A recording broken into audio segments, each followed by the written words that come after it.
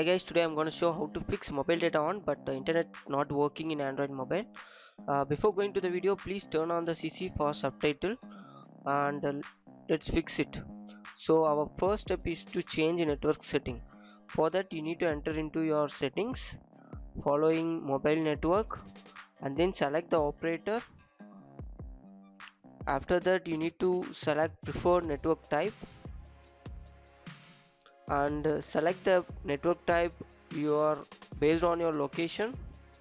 Once you done, please enter into access point name and reset the APN. Once it reset, just come back and then select mobile network.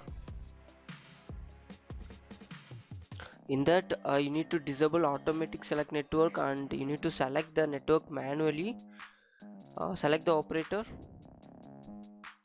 Once you selected, it shows like your network is registered.